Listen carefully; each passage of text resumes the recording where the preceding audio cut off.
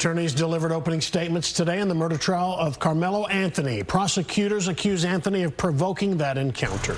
But Anthony's attorneys say that he felt threatened and then made the split-second decision to protect himself when he pulled a knife and stabbed Austin Metcalf. So as we've reported, cameras are not being allowed in the courtroom, but Fox 4's Alex Boyer did sit in on the trial, listened, and is sharing more with us now. Alex.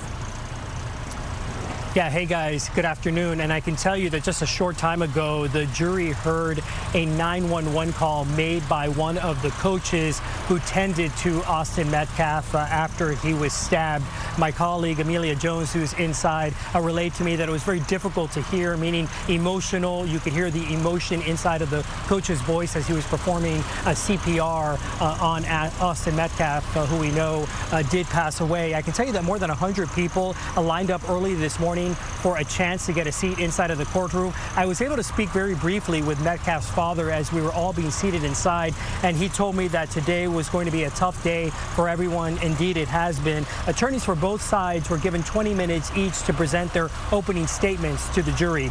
Now, inside of the Collin County courtroom of Judge John Roach Jr., a sketch artist captured an abstract view of the real-life murder case against 19-year-old Karmelo Anthony. Anthony, dressed in a gray suit with his legal team by his side, prosecutors at a neighboring table. Now, Anthony, who was 17 at the time, is accused of fatally stabbing Austin Metcalf, who was 17 as well, at the Frisco ISD meet.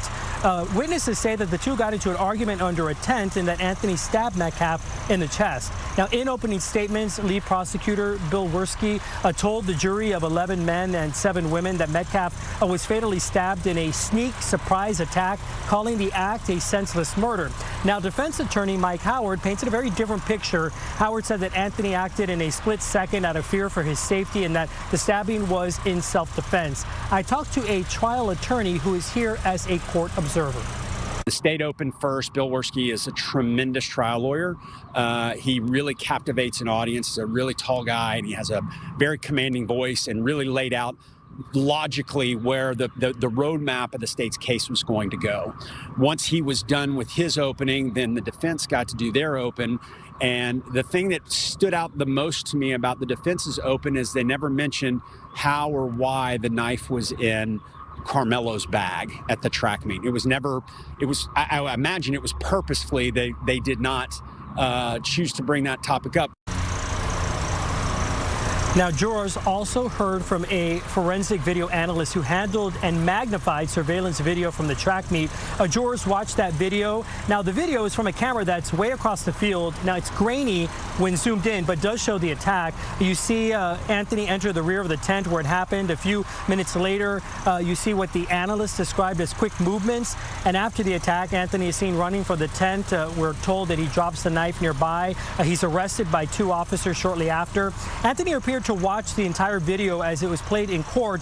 I asked again court observer Todd Shapiro what he thought about the weight of this particular video. You can't see any faces. You can't see the actual act take place. You see a little scuffle, and then you see everybody scatter. So it doesn't necessarily prove anything, but I believe it's just laying the foundation, the groundwork for what's to come.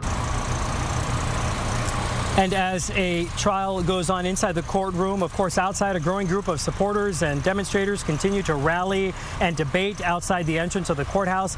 This case has become racially charged, fueled in large part by online speculation, rumors, and misinformation that have spread. This incident happened, keep in mind, just over a year ago. At one point, a Collin County constable warned the group against getting too rowdy. Now, I can tell you that testimony is set to wrap up momentarily. It'll pick up again tomorrow beginning at 9 a.m. I will be back inside the courtroom for those proceedings. And then, of course, my colleague Amelia Jones is going to have the latest on this afternoon's late testimony coming up this evening.